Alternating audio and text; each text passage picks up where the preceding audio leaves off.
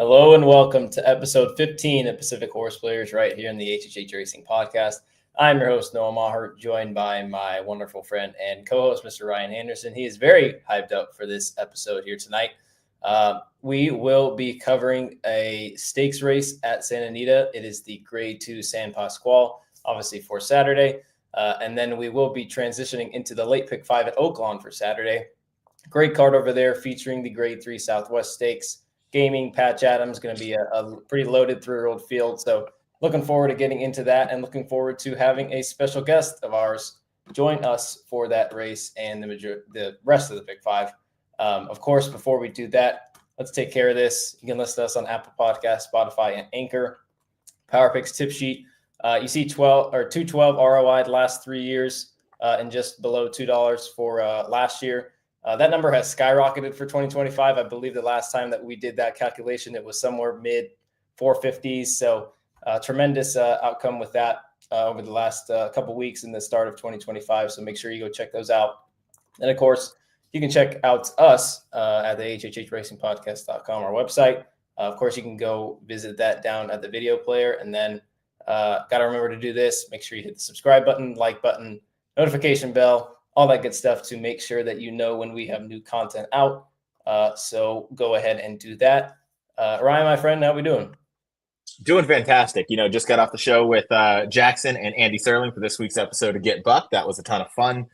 We did Pegasus late pick 5 races, like 9 through 13, because they have a million races. Yeah. And then we get to hit the double header with you and our buddy here in just a few minutes, and our special guest, obviously, race caller out there. So I'm excited to get into that because we have 5 more stakes races to go. And I think at some point during Oaklawn, they have 4 races in a row that start at pick 5. So that's my perfect kind of card.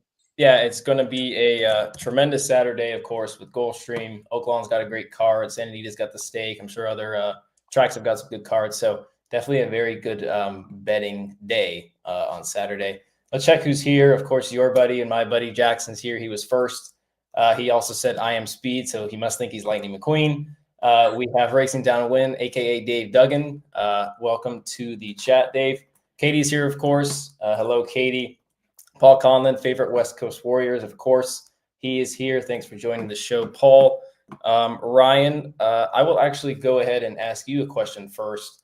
What did you think about that Gulfstream card? I know we'll be covering it on Thursday. But I'm going to get something up on the screen real quick so I can share. But what do you think about that card, Pegasus Day? Yeah, I got to look at the first 8 races. Haven't gotten there yet. But that late pick 5, I know these big days, we often, it can turn into a bit of a chalk fest out there. However, Pegasus seems like maybe a 4-horse race. And that might even be stretching it depending on, your feelings on Wide Barrio. But the rest of the card, I think the turf races, they're pretty wide open. First turf race has, I believe, a 4-1 morning line favorite, which that's a spectacular betting card or betting race, excuse me. And then, inside information. And I think for the Pegasus, you can get a little skinny. But outside of that, I mean, it's pretty wide open, and you might be able to get a couple prices in there. Yeah, I'm looking forward to handicapping. All I've heard so far, I haven't been able to look at the Pegasus itself, but all I've heard so far is Saudi Crowns lose, Saudi Crowns lose, Saudi Crowns lose. So interested to get into that. And then from what I've heard, from what you've said, and from other people, that Philly Mare turf is wide open. So looking forward to getting that, and maybe you can get a price there with the tendencies to be chalky a little bit. Yeah, the boys turf, the Pegasus World Cup or Pegasus Turf Invitational or World Cup. It's also wide open now that Johannes isn't in there. Obviously, hope he recovers quickly and we get to see him again. But I mean, he would have probably been 4 to 5 even money in there, and now you have, I think, a 3-1 morning line favorite who, in my eyes, is vulnerable. So it's excellent card. Yeah, looking forward to that. Of course, before we get our special guest on and cover the Oaklawn Late Pick 5, we are going to go over the 1 stake on Saturday at Santa Anita. It's a San Pasqual, like I said, Grade 2, 3:30 local time, running for $200,000, mile and an eighth on the main track. We've got older boys here, morning line favoritism. Of course, we don't have the morning lines because the card just came out. But morning line favoritism could go a different number of ways, most likely to the 5 Imagination, coming out of a very nice third in the Grade 1 Malibu last time. Field of 7 here. We'll go ahead and get our picks up on the screen. We'll talk about this real quick, Ryan. I'm going 1-3-5. You're going 2-5-4. You're going with the 2 Midnight Mammoth, who is coming out of a very strange spot last time over at Turf Paradise. But what do you like about this 6-year-old gelding? All right, couple things. Yeah, Imagination, I'm saying 7-5 on the morning line, but Midnight Mammoth.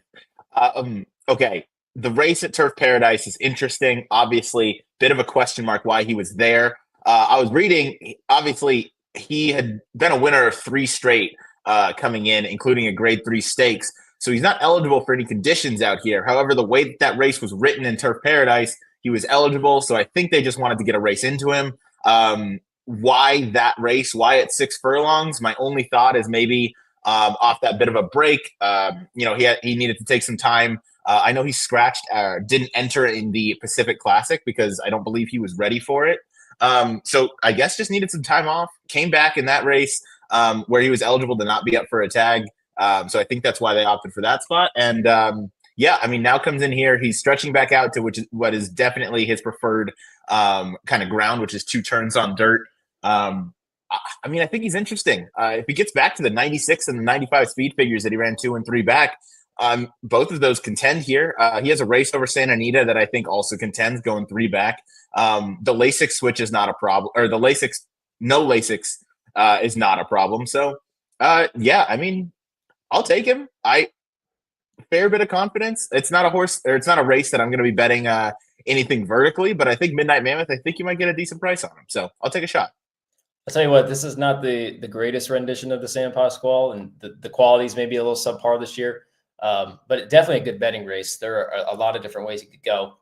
Outside of Imagination, I think there are certainly some contenders. Neither of us even have Imagination on top. You have the 2 Midnight Mammoth, which, like you said, that spot was really weird, and then the fact that he ran so poorly was even weirder. So just a weird vibe, which is why I didn't have him. But certainly respect your opinion. One thing I do want to do is bring up this comment from the chat.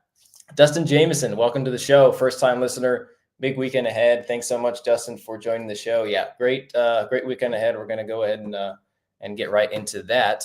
But before we do that, I will talk a little bit about the horse that I have on top. 1, Tarantino. He's one of 4 horses, I believe, coming out of the Little Feet Pink Eye last time. Ryan, you and I were there. Not the greatest rendition of that race either. Actually, that was the first time that they had that race. But we had talked about it. That was not a great field. I think Tarantino was the one that ran the best out of that race. And I think he prefers to be on the lead, which is why I've got him on top. I think he will be able to clear from the inside as time form kind of suggests. So that's why I've got him on top.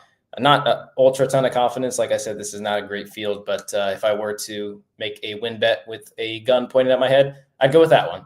So that's why I've got him on top. We can quickly touch on the number 5 Imagination, who is very likely to win this race. Last time coming out of the Malibu was a perfectly fine effort. Ryan, you've got him in second. Yeah, he's probably the most likely winner, but excuse me. I don't know. I just want somebody else in this race. He just doesn't interest me all that much. I get it. 101 buyer, fantastic. I like Stronghold and the Pegasus. So if I follow that, then obviously Imagination's going to make a decent bit of sense. They're both kind of doing the exact same angle. 7 furlongs to a 1.125 miles. You have less of a question. If Imagination likes the 1.125 miles more than Stronghold, I think that's an easy one. I think Imagination loves 2 turns. I don't know. He hasn't always fired his A race. I get he came back off the bench, fired 7 furlongs.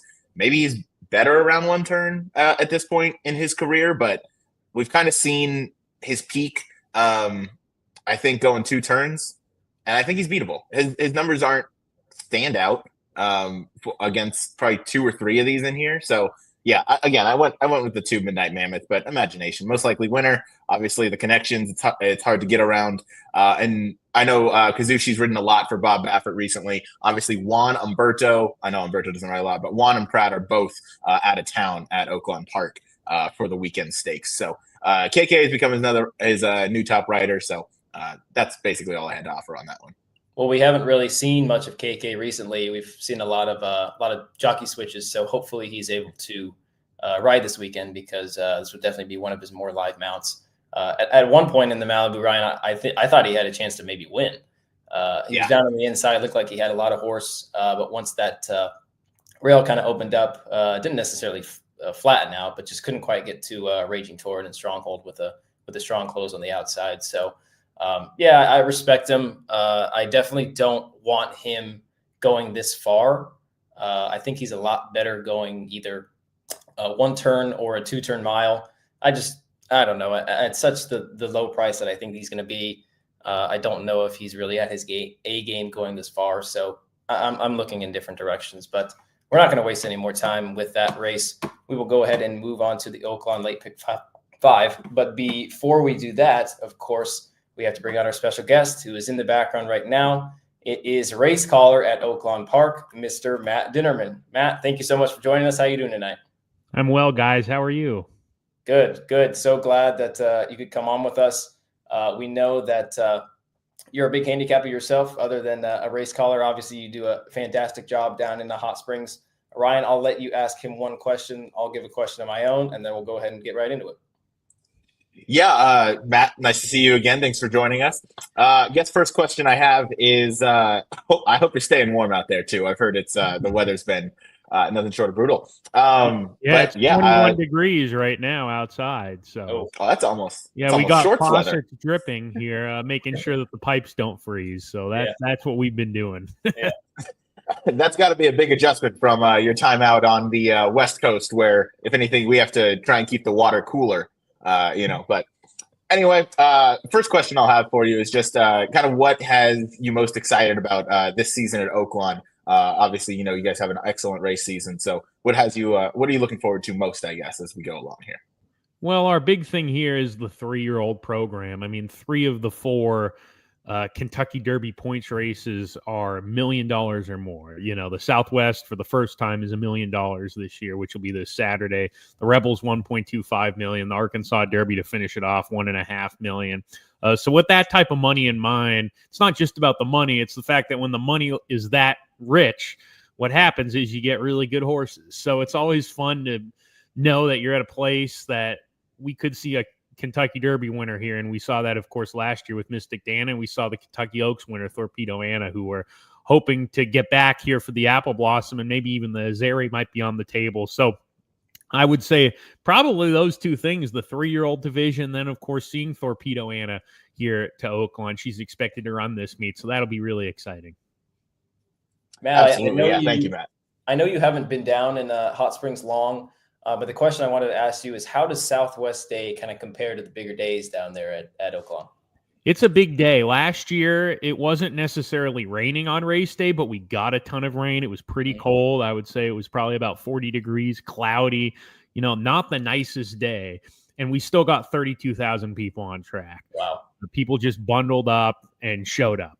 So with that in mind, on Saturday, we're happy to report that it's going to be a little bit warmer, probably high 40s, low 50s.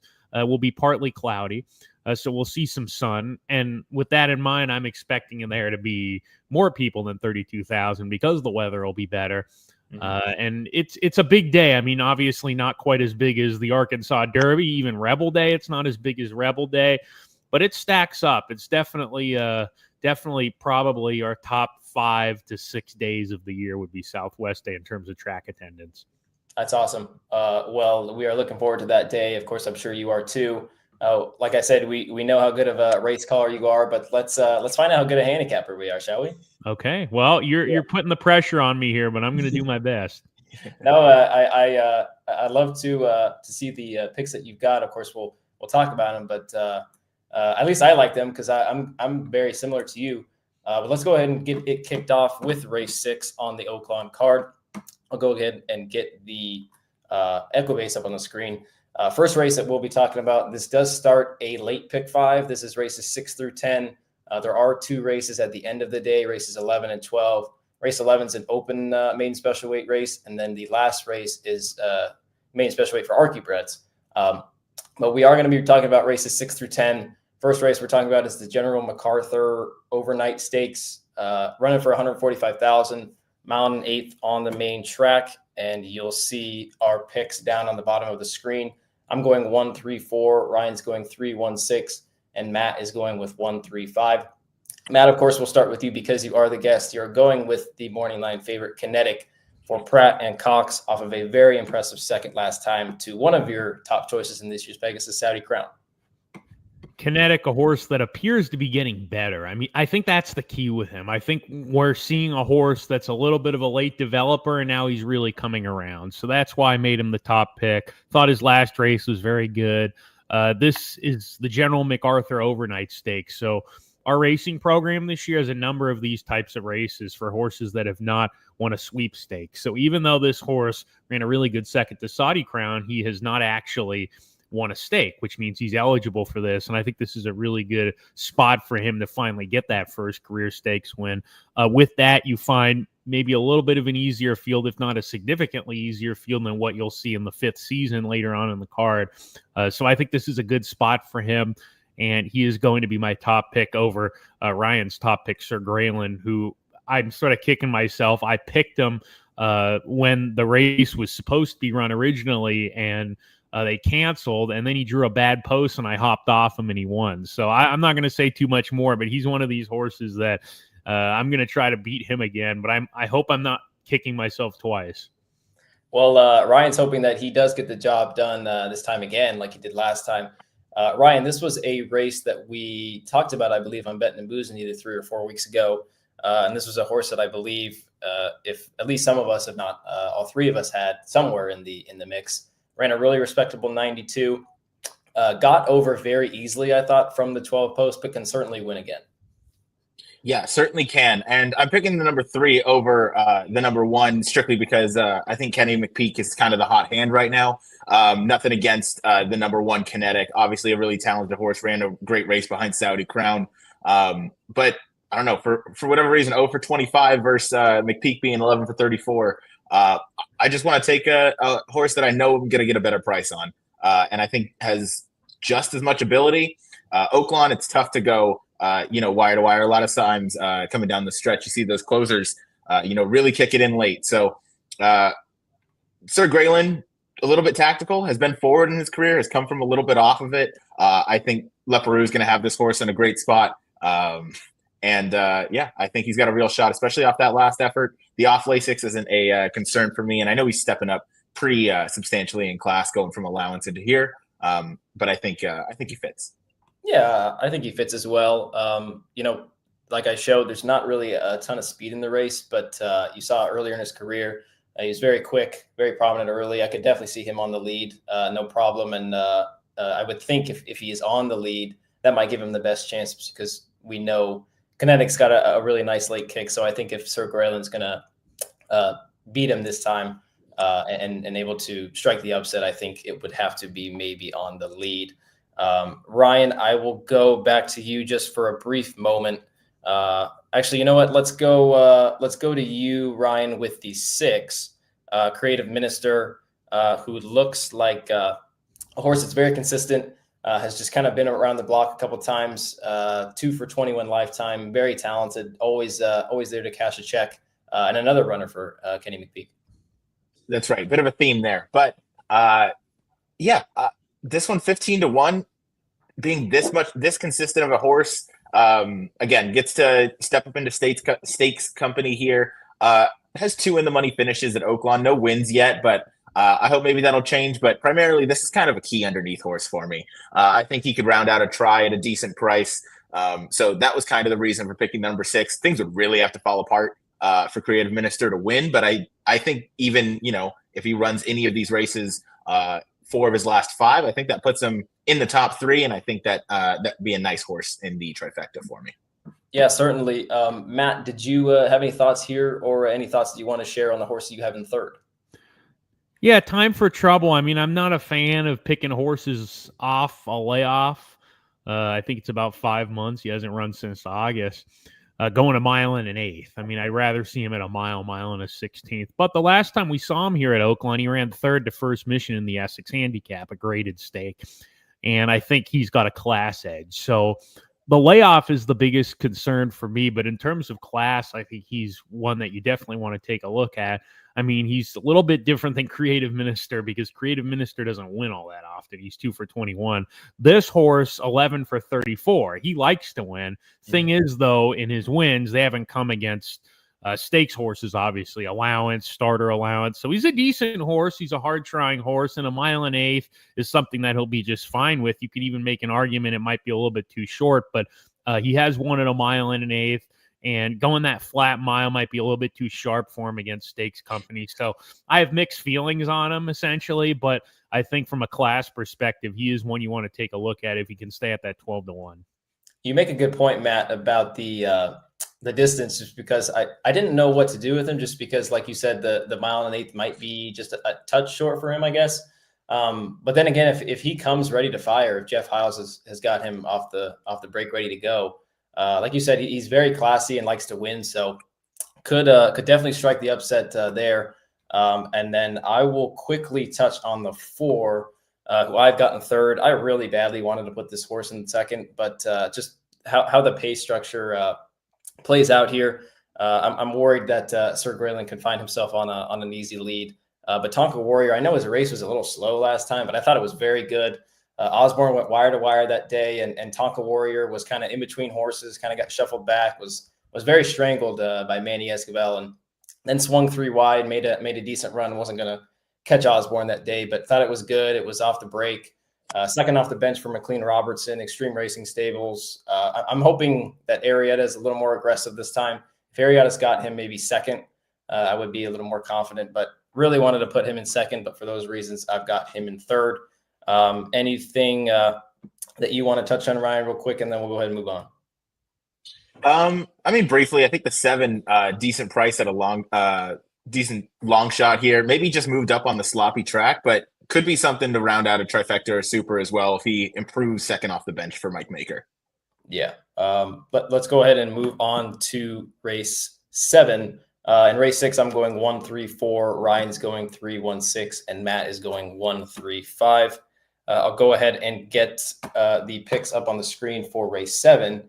And race 7 is the race that our good friend Matt just mentioned, which is the 5th Season Stakes. 5th Season Stakes running for $150,000, 1 mile, and we have older boys here.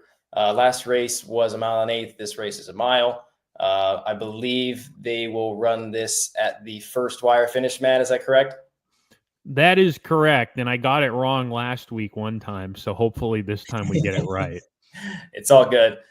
We've got a field of 9. Morning line favoritism goes to the 5, the Wine Steward, for Juan Hernandez making the trip in, and Mike Maker at 5-2. We have our picks already down on the bottom of the screen. I'm going 5, 7, 8, and Ryan's going 4, 8, 6. Matt's going 7, 8, 5. Let's go back to you, Matt, with the 7 Henro, Bejarano Hartman at 9-2, who I thought ran a really nice race last time, just to finish second and come up just a little bit short. Yeah, Henro, he's a good horse. Did you mention Henro? You broke up a second. I'm sorry. Did I say that he ran second? I believe he won last time. He did win. Yeah, he won last time. And he ran really well in a sprint race on a muddy surface. Obviously, he likes the mud. He's 2 for 2 on it, and he got a good setup. The pace was really fast that day. I picked him that day. I thought the pace would be fast. I actually really like this move going to 1 mile with him. He won the Iowa Derby going 1 mile and a 16th at Prairie Meadows, and he got a 95 buyer. So that tells you that he's just fine going 2 turns. Sometimes these horses that have that sprint ability, they really take to the mile well in the first wire finish, even if maybe they're a little bit better going 1 turn. Now, that's not to say this horse is necessarily at his very best going 1 turn. I think he's good at either, but I think that flat mile is going to be really suiting him well. And I think that Rafael Bejarano, who's riding him again today, I think he can place him in a good position to run a good race here. I think going 1 mile, he's pretty tactical. And interestingly enough, this race, 5 of the 9 horses are facing older horses for the first time. They're newly turned 4-year-olds. So a lot of times you would look and you would say, well, going against restricted company to older horses isn't an easy bump up in class. And I agree with that. On the same token, a number of these are making that move here. So I'm actually not that concerned facing older here for him. And I think this is a really interesting spot. Chris Hartman could have put him in a couple sprint races, but opted to run here, which tells me he thinks the mile will be just fine for him. And I agree. And I think at 9-2, he's worth a stab here. Yeah, I agree with everything you said.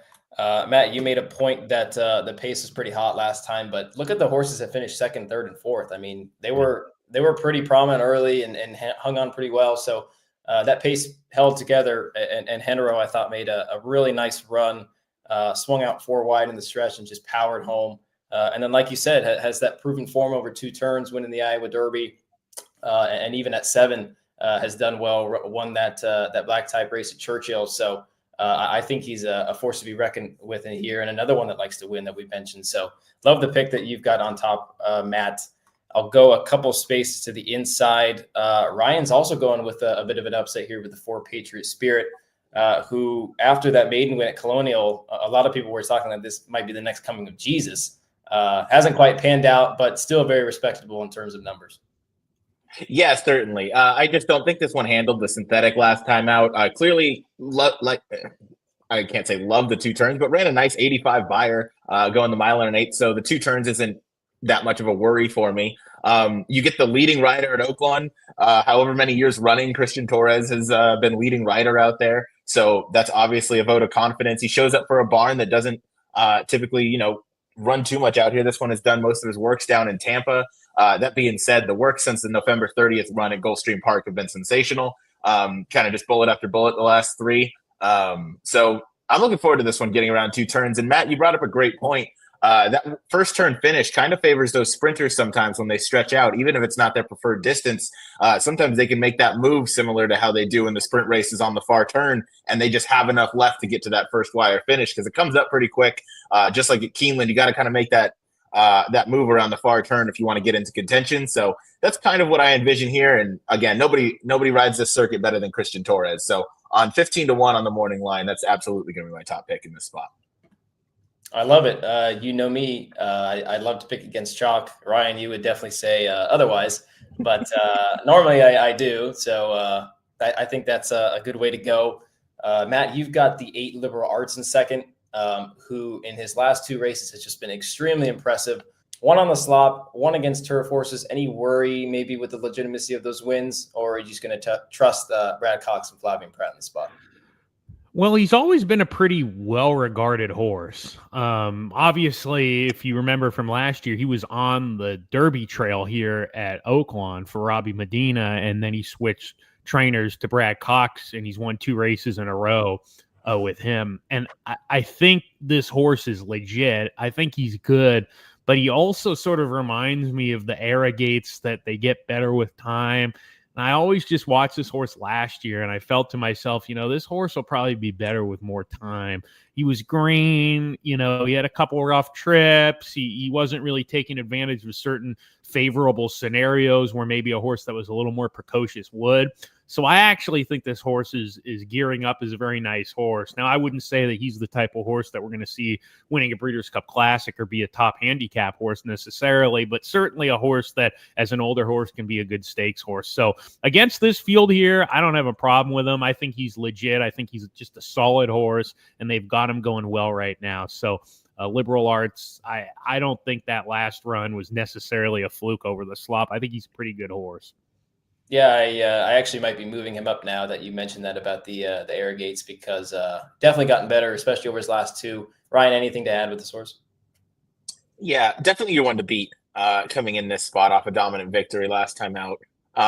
You mentioned it was against mainly turf horses, but did it the right way, and clearly the buyer figure and time form both represent that. So yeah, good on a sloppy track, good on a fast track. Definitely the one to beat. I just have this one in second because I think maybe you can get a bit of a price here, but absolutely great point on Arrogates just getting better with age, similar to Gunrunner. Yeah, I think that's a great point. We've got Tom Espinoza in the chat. Welcome, Tom. And then we've got Dustin, our newcomer, has a question for some of us. Liberal Arts won the last 2 with Lasix. Any worry from either of you now that he is off of Lasix? None from me. Brad Cox switched to off Lasix at something like 27% from like 54 starters going off Lasix in stakes races. So it's a move that he's pretty normal. It's pretty normal for him, so no concern there. And I'm sort of feel the same way, but more in the sense of this horse did win the street sense without Lasix. And those last two races before the layoff, both of them were just total disasters of trips. And he wasn't going to win anyway, but those two bad races on the page before the layoff, I don't think had to do with any sort of issues with the lungs. I think that just simply he had a bad trip. Maybe he wasn't quite 100% and something happened there. So I'm not concerned about the Lasix. It's a good point. It's something to think about. And you also can consider maybe he can run an A race with the Lasix, and without the Lasix, maybe he can run a B race. You're hoping he runs an A race without the Lasix, but I think this will sort of tell us whether some horses, they can run B races without Lasix, but they need the Lasix to run their A race. I'm hoping that's not the case with him, but I don't think he's a horse that, for example, if he doesn't have Lasix, the best he can run is a C- race. I think he's solid without the Lasix, but it's a good point. We'll see whether he's as good. And he needs to be as good to win this race. Yeah, I think this is quite a salty bunch. One of them could be this horse, the Wine Steward, who they have at 5-2 on the morning line, the morning line favorite, of course. Ryan, you actually don't have him in the top three, but Matt, you've got him in third. Obviously, the worry is the layoff. I've got some stats up at the top right. Was that layoff enough to dissuade you from making some vertical bets on this horse, Matt? I just think it's the time to beat him is now. I mean, he's obviously the class of the race. You can make the argument he's the best horse in the race on his best day, but it's been a while since we've seen him. He's a son of Vino Rosso out of a 2 Honor and Serve mare, so all that pedigree says he'll be fine as an older horse. He's not necessarily a super precocious horse in the sense that when he comes back as an older horse, everybody will catch up to him. It looks like he's a horse that it can improve with time on the pedigree alone. I just feel that in terms of just the layoff, the price he's going to be, I don't think he's a great bet. I think he's a good horse. I like the horse, but I won't like the price. And for me, I also think Raise Cane's a little bit interesting, and I actually made a typo there. I actually made Raise Cane the third pick. So the Wine Steward's my fourth pick. I'm with Ryan on this. I would use him underneath an exotics, but I'm going to try to beat a horse like him. Just seems like off a layoff. Why pick a horse like him when you can get better value with horses that have run as late 3-year-olds now going on to 4, and they've gotten better? We don't know if this horse has gotten better. And if he runs his best race, he's there. But he's going to have to run well because this is not an unsalty field by any means. Yeah, this is one where I definitely want to see what price he is come post time. If he's like 5-2, I would strongly consider making some kind of win bet or some exactas with maybe him on top, just because I think this is a great spot for him to come back. I never really thought of him as a distance horse. Always thought he was kind of an 8 furlong or 8.5 type. And in those 8 furlong and 8.5 furlong races, I thought he ran really well. Obviously the Belmont didn't pan out, but of course I thought that was way too far for him. Respectable run in the Peter Pan, respectable run in the Lexington.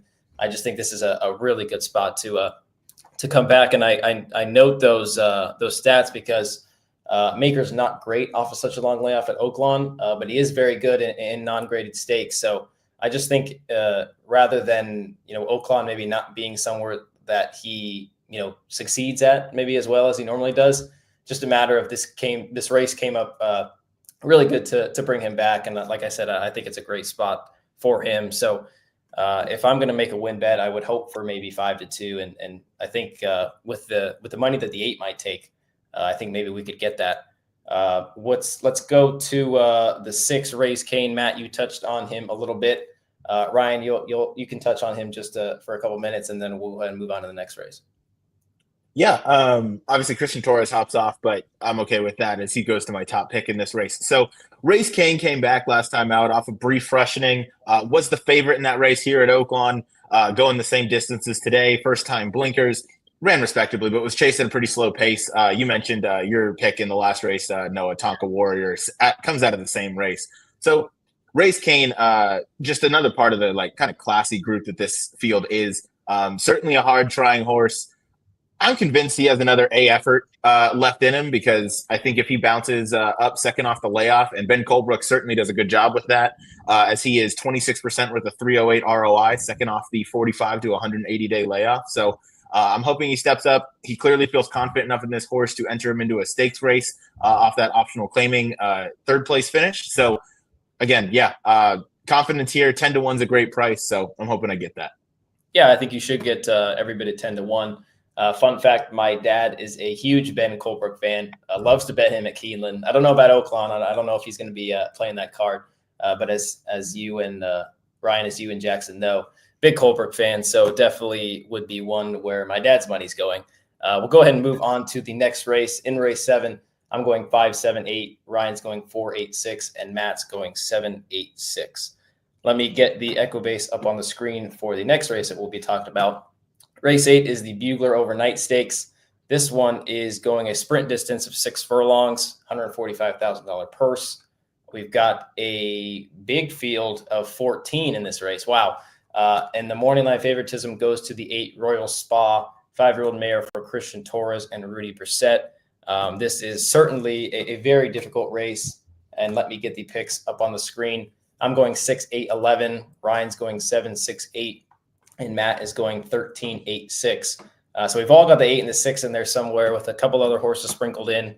Matt, you're going all the way to the outside, actually just one inside from the outside, to the 13 Mischievous Gal, who I believe is on a 3-race win streak. I got a question for you, Matt. If this horse does or is able to pull it off, will you mention something about the 4-race win streak in your call? I probably would. Yeah, that would be one of the things when I'm handicapping before races, to look at what kinds of things I can throw in there to give some information about a horse. Certainly would be one of them. And I think, is she the best filly or mare in the race? No, she's not the best filly or mare in the race. But if this game was that simple, it'd be a pretty simple game to figure out the best horse if they could just win all the time. The fact of the matter with her is, what really got me onto this mare was 2 starts ago, and I liked her that day, and a lot of people did, but she got a trip that wasn't anywhere close to what it looked like she was going to get on paper, and she still won. And that impressed me a little bit. It was a large field, a first level allowance. Then she ran in a second level allowance most recently, and I thought that she stacked up with the field, and I liked that she showed the versatility the time before, so I picked her again, and she won. Now she's well spotted. She's gone past her first level and second level conditions. We don't see a lot of third level allowance races here. They come up at Oaklawn, but not that often. And especially with fillies and mares, you see it here. Fillies and mares, it's good to get that stakes black type information on the page there when they want to become brood mares, because they become valuable when you're able to do that. So that's why you see a large field like this, because these fillies and mares are trying to get that black type. And that's why I think 14 of them entered.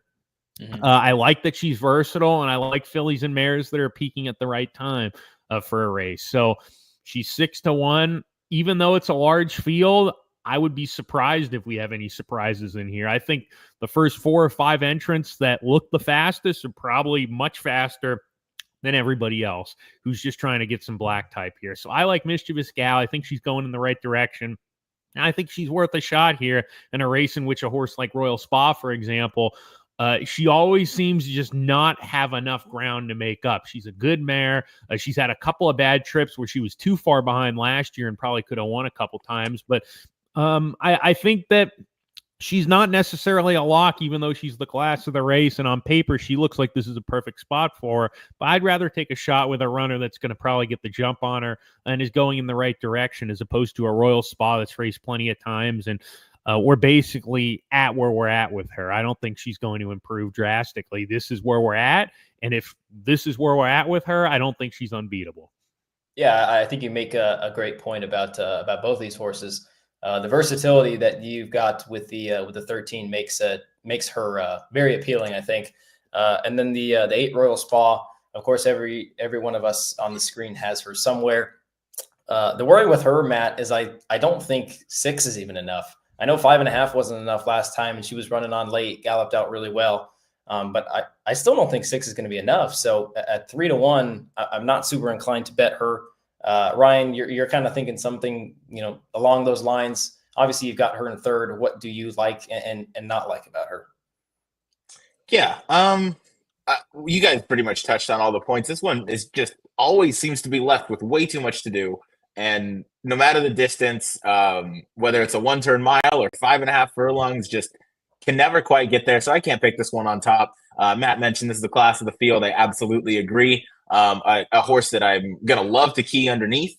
That being said, lost to Spirit Wind, lost to Too Sharp, lost to Sheeta Booty. All those are really good horses. Too Sharp, obviously, fantastic horse out there in really good form. And Spirit Wind, I don't think is running Pegasus Day, but is another really good sprinter. So certainly runs behind some talent, but just never seems to get the job done. So maybe today's the day. That's why I have this one in third. But for me, it's more of an underneath play.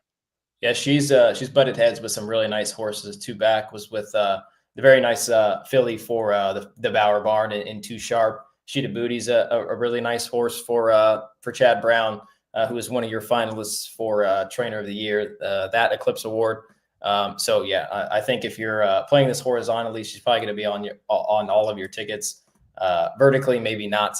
Ryan, let's go to the horse just to the inside with the 7 Harbor Springs, and looking at another really nice price at 12-1 here, Ryan. Yeah, I think that there's enough pace in this race that it could set up for this one. Comes in off the layoffs, so it's going to come in fresh off that dominant allowance win at 9-1. It leads you to wonder kind of where did that race come from, and then why is the layoff right after it? But seeing the workouts, trusting in Greg Foley's process, sees her fit enough to ship over here as a 4-year-old filly. Again, just firing strong workout after strong workout. Two Back looks like a good maintenance drill. And then, the 47-4 at Fairgrounds coming in. I have a lot of hope for this one. Off Lasix, maybe a little bit of a question, but ran a good second in the Beaumont behind Diamond and Pearls at Keeneland off Lasix. So I know she can run a good race, and I think she's grown up since then. So I'm hoping maybe just got a little break after that dominant win. Maybe it just took a lot out of her. And again, I think that there's enough pace that this one could get a good trip. 12-1's a fair price for me, so I'll pick this one on top. And honestly, the more I looked at this race, I got kind of a stronger opinion on Harbor Springs, just trusting that this one might come in ready to run and ready to fire another big shot. Yeah, I think it's important to note, obviously it's not on the PPs, but Harbor Springs was entered in a turf race at Fairgrounds not too long ago. Race got taken off the turf, therefore she's scratched, but comes in and enters in a dirt race here at Oaklawn anyway. So thought that was a little strange. Don't know if that changes your opinion, probably not, but at 12-1, you're going to pay the price on things like that, right? So definitely an interesting one, especially going to be running late. There's a question in the chat, Matt, for you from our newcomer, Dustin. He says, are you surprised Giroux didn't pick up the mount here? But I believe I can maybe answer that for you. I believe Giroux is in South Florida on Saturday. Is that correct? I would believe he'd be on Saudi Crown in South Florida. Now, here's the thing. That's a good question, Dustin. Glad to have you aboard here. And it's a good question because as a jockey agent and a jockey, you're in a little bit of a tough position. You could ride for a big purse in Florida with Saudi Crown, or you hop off him and you come here to Oaklawn, ride in $1 million race, and potentially have a Kentucky Derby horse. So when I heard a couple weeks ago from somebody, well, Pratt's coming into town because this Patch Adams is coming to run in the Southwest, I was surprised because I figured Florent Giroux would be riding this horse. And Patch Adams, we'll talk about him later, very well-met horse, to say the least. So I sort of feel bad for Florent's agent having to make that decision, and Florent himself, because on the one hand, you can ride Saudi Crown in a big money race. On the other hand, you could ride a potential Derby winner maybe down the road in the Southwest. So I'm not surprised now that I know the scenario, but certainly a difficult, precarious position to be in. Yeah, certainly. We'll keep it with you, Matt, with the 6 Tanya Showers. This is another horse that we've all got in the mix. You've got her in third. This is one of the ones that you mentioned is fitting the profile of facing older horses for the first time, but it's just in a really good form, and another one that should be coming from off of it. she's one of these fillies that's just a hard knocking blue collar type. She's not flashy. She's not going to wow you, but you're also going to watch her and say, this is a nice filly, and this is a really cool filly to watch because she basically goes out there and just gives it her all every single time. Chris Hartman, he's a very good trainer. He's figured out she's a sprinter. This is what she wants to do.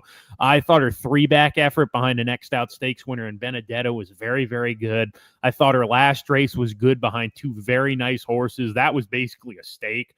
That was a high-level allowance won by Hall and Ice, who's the best Arkansas bred we have for the filly and mares going 1 turn. And Hall and Ice is a very nice horse. And Tripolino ran second. It's a stakes quality type of horse. So Tanya Showers is one that, against a little bit of a tougher field than what she's seen the last couple times, and she's facing older now. I think that this is a little bit of a tough task for her, but I'm not necessarily concerned that she is going to be up against it. She's going to go out there, do her thing, run her tail off. I question the class, whether she's maybe not quite good enough to beat a horse like Royal Spa on her best day, some of these older horses, but she'll be around, I think. And I don't know if I would use her in like a pick 5. I probably would, but I'd be more inclined. My gut tells me that she's more of an underneath type. Yeah, I definitely went back and forth with her. She's just, like I said, in really good form right now. I think the 6 furlongs hits her right between the eyes. Obviously, she loves it here at Oaklawn. And like you said, I thought the race last time was kind of sneaky good. That was much better than an optional 100,000 claimer there.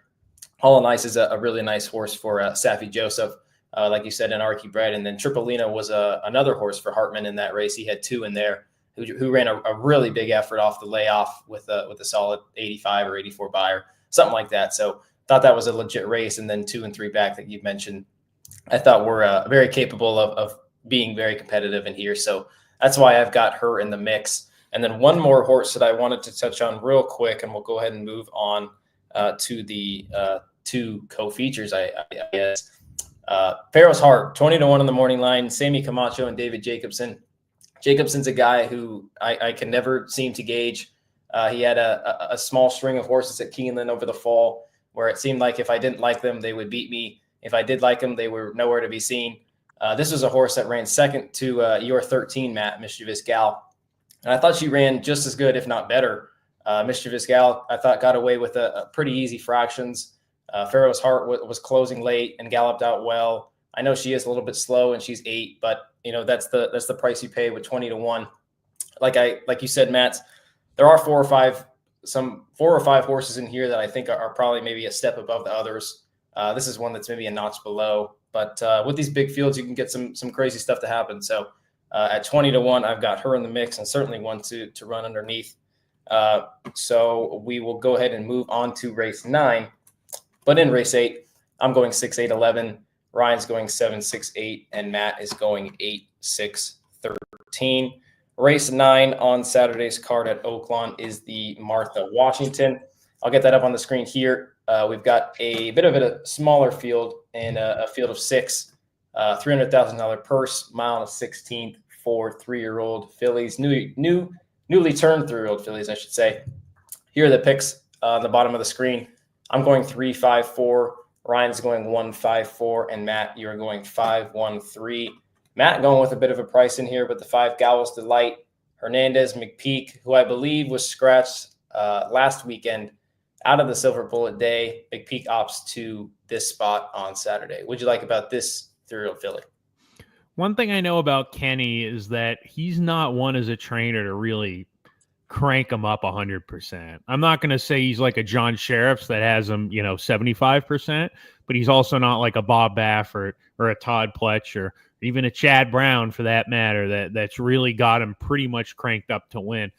He sort of got that Richard Mandela old school type of mentality. We're going to give our horses a good experience, and that's really the key. We want to see them run in a race, and let's see how they do, and let's give them a good experience. Whenever his horses win first out going 2 turns, they're usually pretty nice horses. And it's funny because he had a horse last week named Hypnus who won on debut at about 15-1. And I had heard from a very good source close to the McPeak barn that he was probably their best 3-year-old they had. They really liked this horse. And he was 15-1. And I was with my friend where this is crazy because this is what we're hearing. Sure enough, he won at the fairgrounds. And it just sort of made me think as I was looking over this race, I was thinking about him. I was thinking about a couple other horses we saw from Kenny's barn that have run really well, first out going 2 turns. And I think she fits the bill. She was 14-1 when she broke her maiden. So I'm not really sure how well meant she was, but Hypnus was well meant and he was 15-1.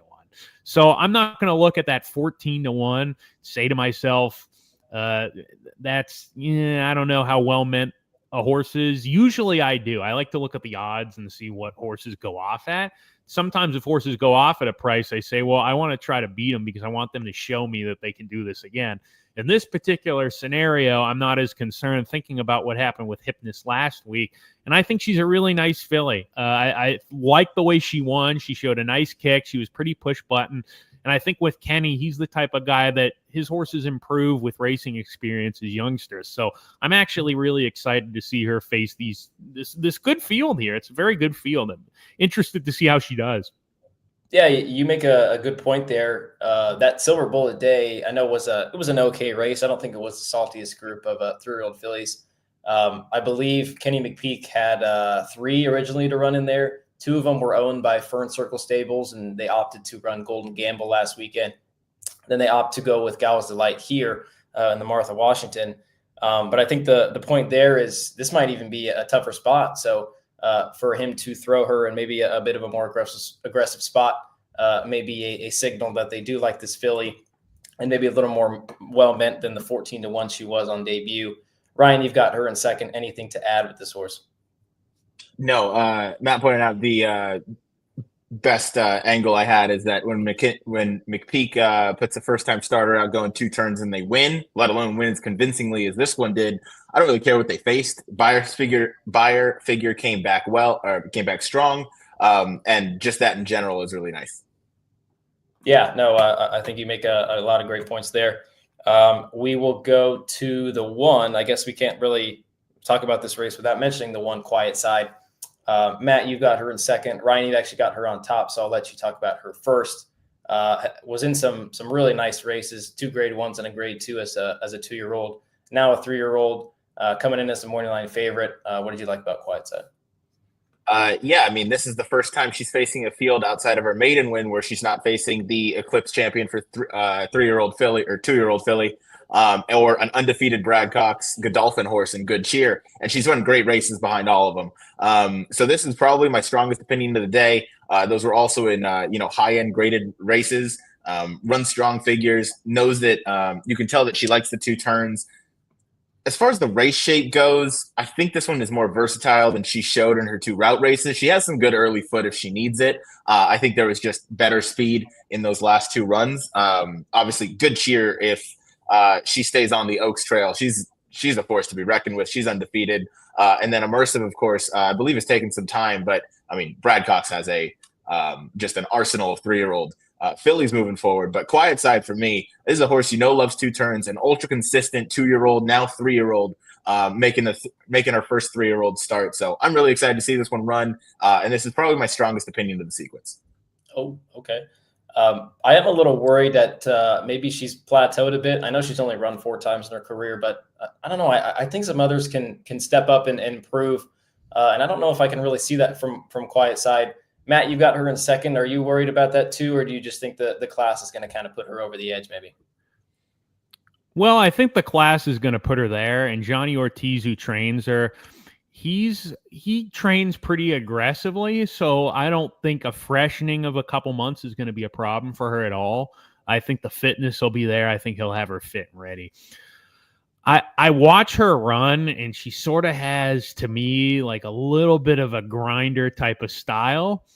Maybe that looks that way because of who she's running against. Ryan made a really good point with Immersive, Good Cheer. I mean, these are really nice fillies. So maybe she looks like a little more of a grinder than she really is because of who she's running against.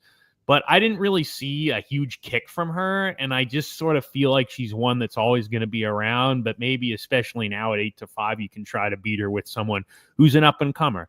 And I like that angle. I like horses that are up-and-comers, horses that are peaking into a race, no matter when it is. We think about the Kentucky Derby a lot when we mention angles like that. Who's going into the Derby peaking at the exact right time? Well, you can do that any type of race for any time of the year. And that's why with Quiet Side, I don't know if she's plateaued or not. I think she's a very nice quality filly. But in terms of playing a win bet in regards to wagering, I'm going to look for a little more value with a horse like Gal's Delight, who could be really nice, who could second time out improve and run just as fast as Quiet Side has, if not faster. As you can tell by my picks, Matt, that's exactly what I'm trying to do, trying to play against her at such a short price. This is the horse, the 3 Take Charge Milady. I've got on top. Matt, you've got on third. I want to hear what you like about her first, and then I'll give a little bit of what I like, and then we'll go ahead and move on to the future, the Southwest. Take Charge My Lady really passed the eye test for me calling that race. Obviously, all these horses, I'm watching every single one of them. So there's a lot of eye tests, watching on track, especially not just through binoculars, just watching visually down the lane, how they're coming down the lane. And this is a perfect example of a Kenny McPeak filly that's got some ability, but unlike Gal's Delight, who won first time out, this gal, it's taken her a little time to finally find her stride. And I think that third race, that win last time, was her best race yet by far. I thought she had more in the tank. It was over a muddy surface, so you can question maybe whether going to the fast track, is that a concern? But 2 starts ago, the only time we saw her on a fast track, she ran second to Anonymous, who came right back to defeat Winters in her next start. So I feel that this filly's actually getting better as racing experience is going on here. I thought she took a big step forward last time out as opposed to her 2-back effort, where she ran well. But I thought that that last race, her third career start, the light bulb really turned on. And again, the key with me for her is that she looked like she had more in the tank. She didn't look stressed at all. She didn't look tired coming back to the winner's circle. It looks like she had a lot left in the tank. And for a $60,000 purchase, I must say, just on track, she's a really nice looking filly. Just physically, she's built very well, very athletic looking. So she's another one. I think both McPeaks here are alive, and I think both of them have talent for sure. And I think if they were both to run very good races, their best races today, that would not be a surprise to me. It's really interesting that you mentioned all of that, Matt, because a lot of what you said was what I was going to say. Just definitely not as fluid and good.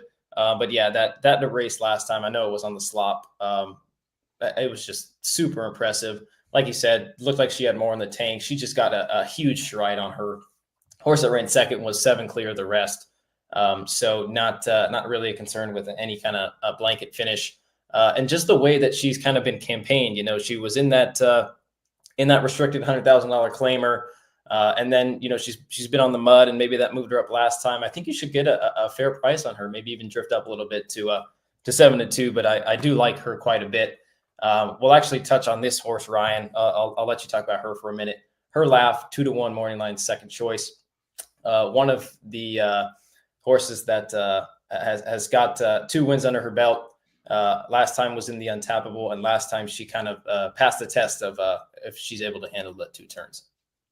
Yeah, I had her for the wedding at Churchill Downs at a nice 30-1. I didn't have her for the honeymoon, going 2 turns and still winning. So I have this horse in third here. Gonna be forward early on in the race. Axel rides this horse great. Obviously, Torres was aboard for the first start, but I mean, Her Laugh is clearly going well. This is a third start. Her third start.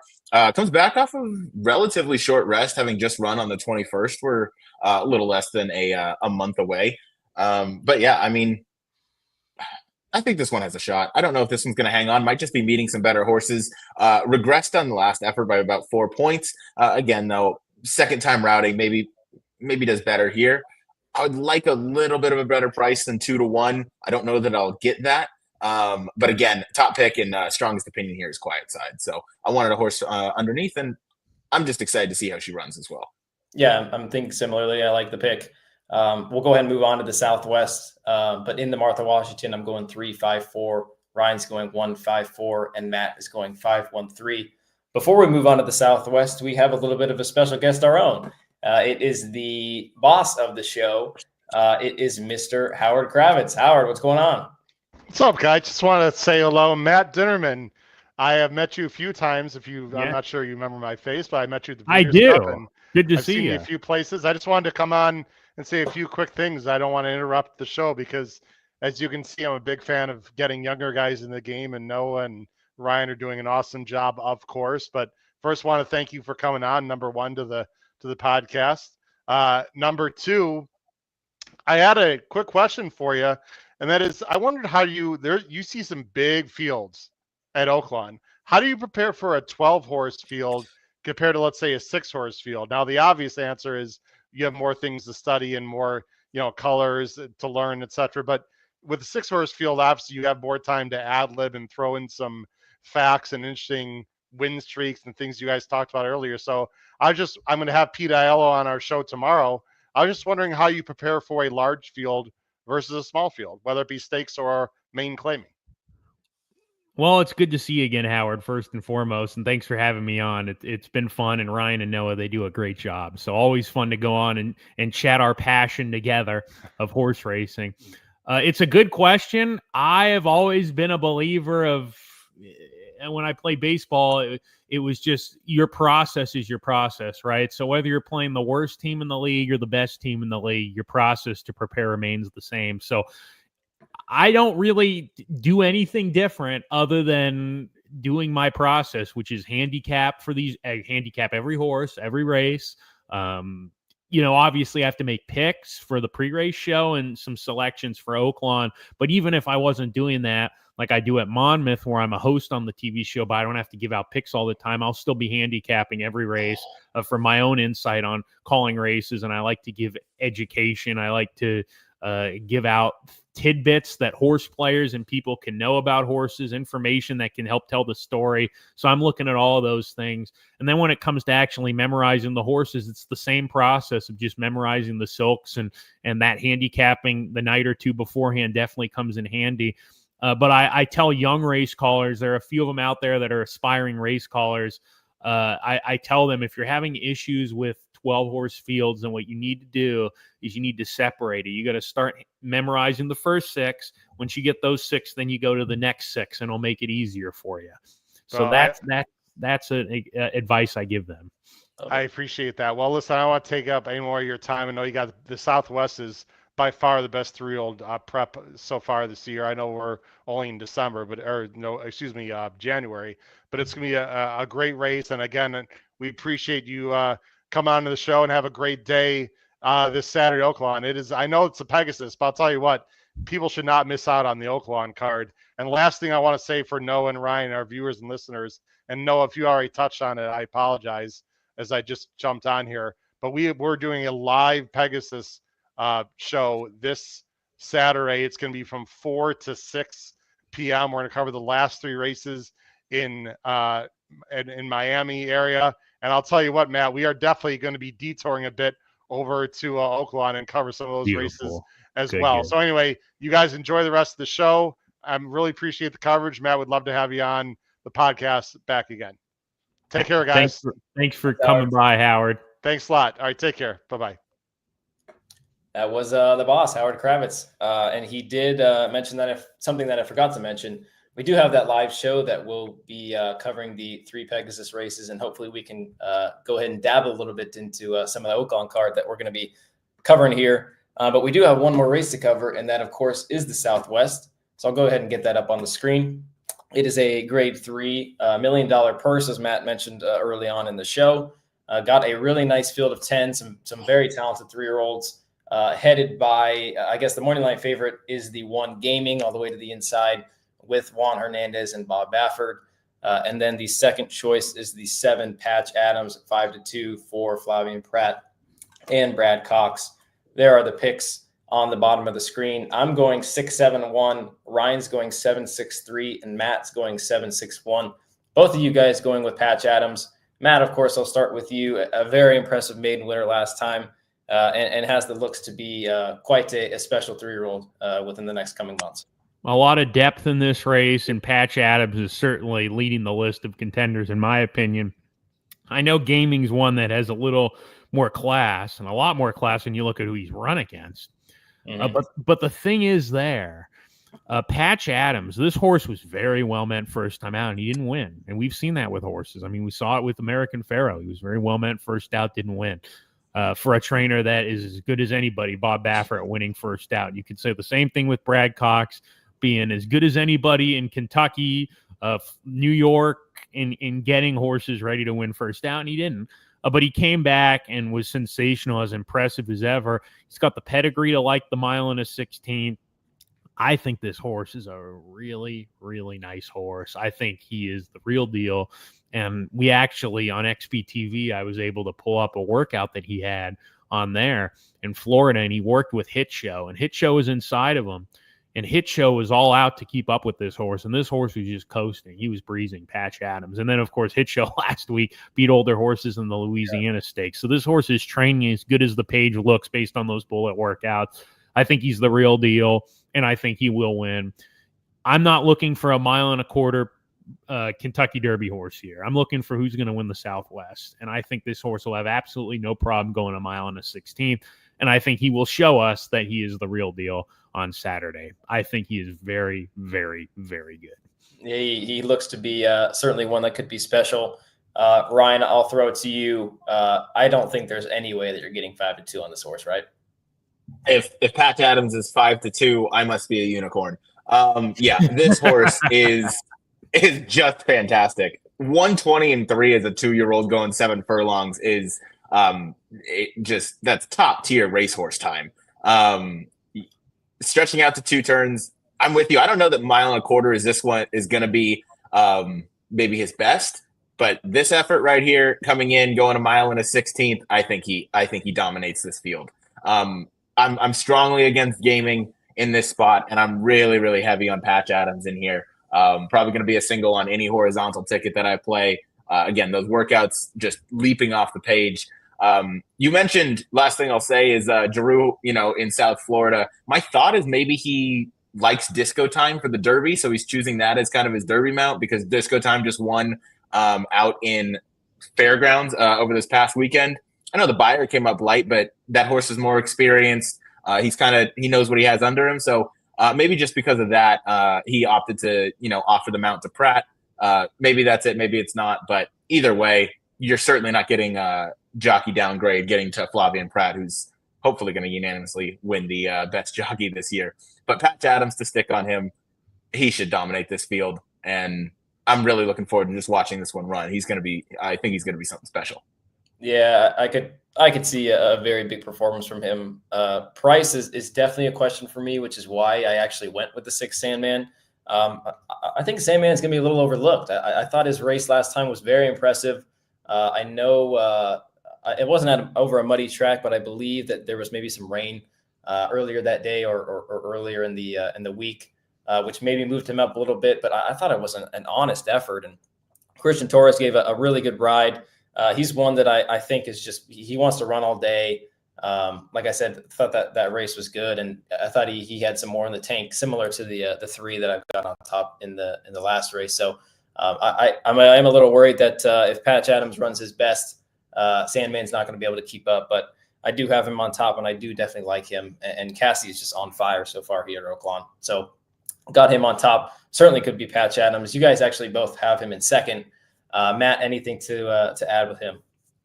He's just one of these tappets that just, it takes him a while to figure it out. He's a little bit goofy. He's sort of balking sometimes, looking around. He's not a crazy horse. We've seen sillier horses like Lonnie comes to mind, but he's just a young, inexperienced tappet that never put it all together until last time out. I thought last race he actually had to do some running to catch the runner-up finisher, Big Boat. He's not a bad horse. He's not a Derby horse, but he's not a bad horse. He's a decent horse, and Sandman really kicked it in. I agree 100%, Noah, of what you're saying. This horse is going to run all day. He will improve with time. He will improve likely with distance. But what I like about this horse's last race was he did show a kick. I look for horses that have a kick. If you want to win these big Derby preps, if you want to win the Kentucky Derby down the road, you need to have an acceleration. I don't remember too many horses other than a horse like Giacomo, who was a grinder and won these Derby preps, especially nowadays with the way they train very, very hard. You have to have a kick. And this horse showed a kick for the first time, as opposed to his first 4 races where he either ran very poorly or when he did run well, he sort of just grinded along and did what he needed to do. And he still didn't know the game really of I got to run really fast and accelerate. That last race, he put it all together finally.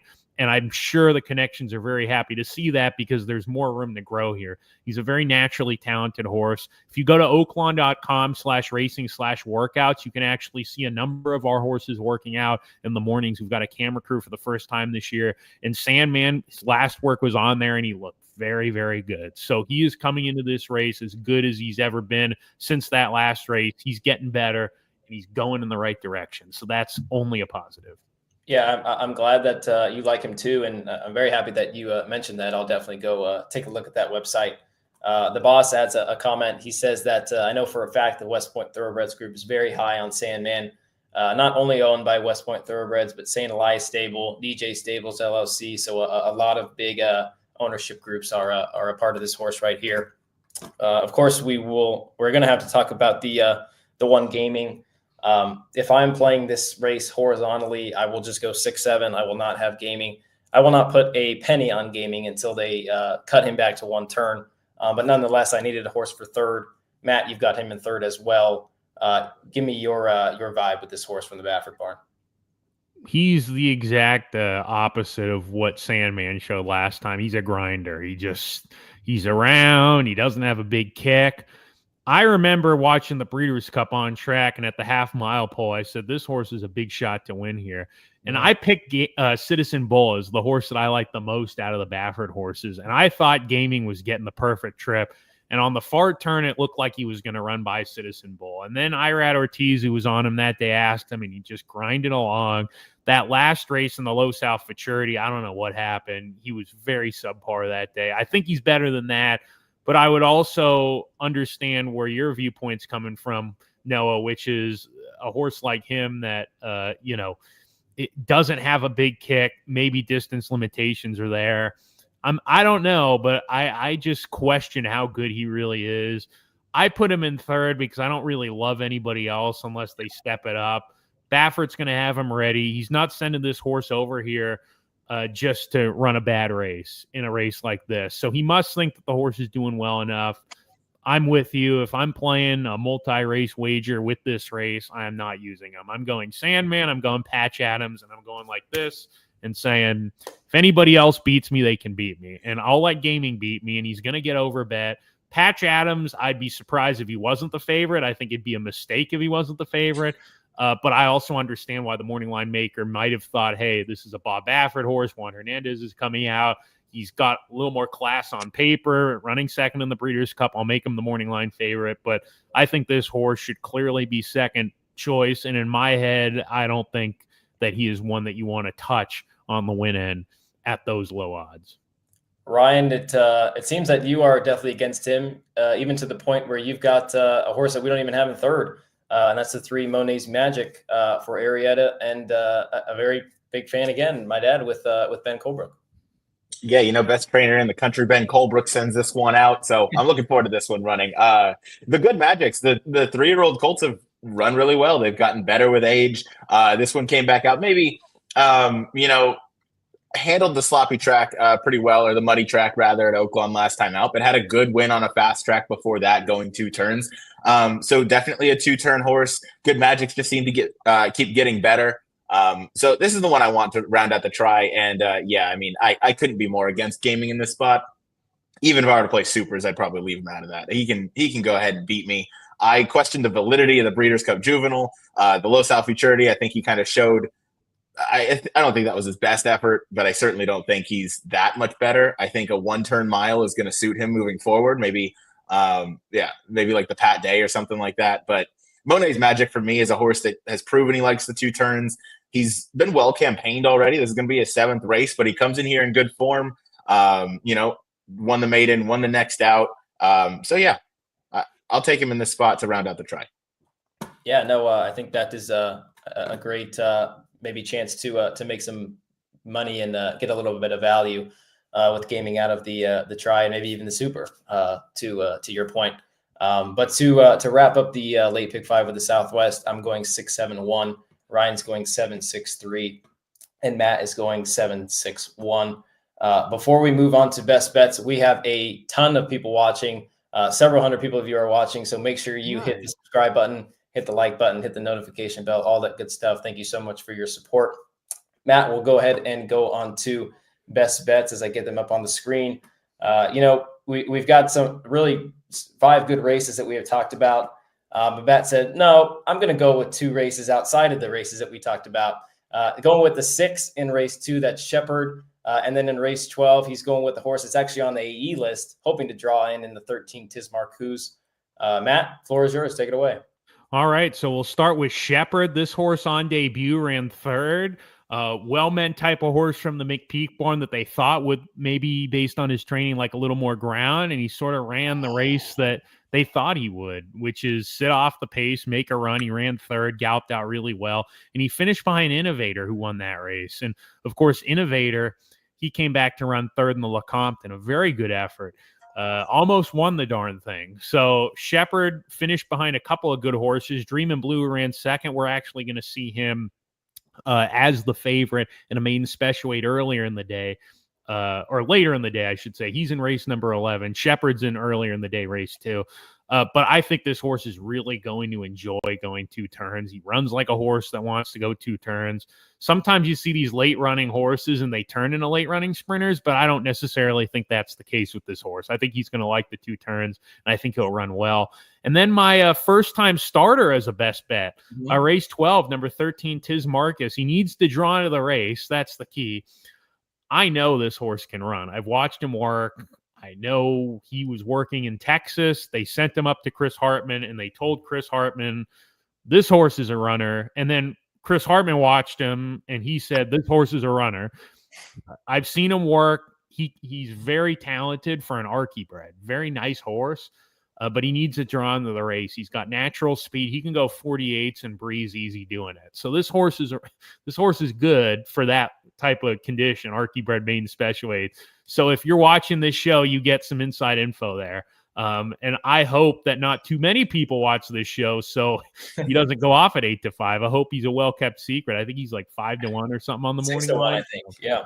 Yeah, 6-1, but he can run. Just be ready when he runs. Just ready to put a couple bucks down. We'll try and keep that as quiet as possible. From what you said, I will certainly put just a couple bucks on him now that you mentioned that. Hopefully not too much to bring the price down, but glad you shared that with us. I'll be looking at those 2 for sure. Good luck with both of those. Ryan, I've got yours down on the bottom of the screen. You're going with a straight pick 3 starting in race 8. That is 7-1-7. And then in the finale of the races that we talked about, going with the straight exacta, Patch Adams over Sandman. Yeah, starting in race number 9 with Harbor Springs. That's the number 7, 12-1 on the morning line, coming off the bit of a freshening, but coming off a career best buyer for this one. So I'll take that one on top at a bit of a price. And then, yeah, Jackson, he's notorious on our shows for picking AEs as his top pick. So he definitely appreciates that best bet, Matt. Yeah, so going to start there with Harbor Springs, and then we're going to get a little bit chalky, but I think that price is going to spice it up. I'm going to play this quite a few times because I think if I'm right in the first, the next 2 legs are just going to kind of follow. For me, again, quiet side, probably strongest opinion of the day. Comes off a brief freshening for John Ortiz, who, Matt, you mentioned, works his horses pretty strong, so that layoff isn't a concern, and has been facing better. So runs back to any of those. I think, again, just going to kind of put that one in front. And then Patch Adams, again, can't be much higher than that horse off the 120-3 at 7 furlong. So just going to play that pick 3 straight. Hope I get the 7 home in the first leg, and then, be okay watching a couple chalky horses round that out for me, because I think I'll get a bit of a fair price. And then race number 10, that is the Southwest Stakes. I'm playing a straight exacta 7/6. Sandman is probably the horse I'd want going to the Derby. Being out of Tappet, out of Distorted Humor, maybe even longer. Might even be more of like a Belmont horse if he stays healthy, stays.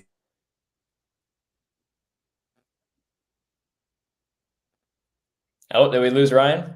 I think so. He went Price on that. frozen. There you go. All right. Oh, everybody started loading. Yep. Sorry. Sorry. To finish that off, Sandman's second likeliest winner for me, and I think the exacta will pay nice, seeing as gaming's going to take some money. So 7-6 in there for me.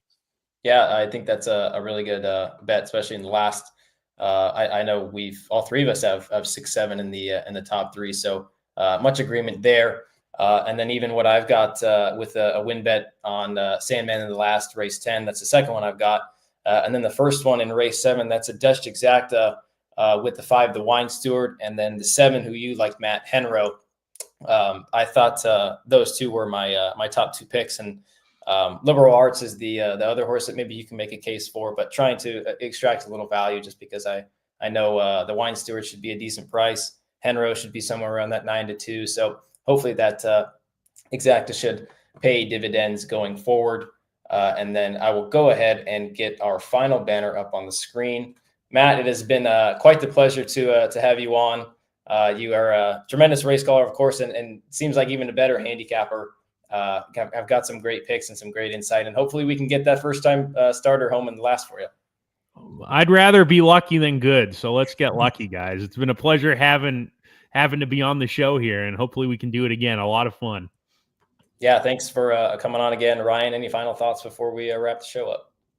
Yeah, Matt, thank you for joining us again. That was awesome. I love talking horses with you. Another guy just talking about his passion. So it really comes through in all your answers, whether it's about race calling, about the races, or handicapping itself. So yeah, thank you for the time and good luck this weekend. I'm sure you'll do great as always.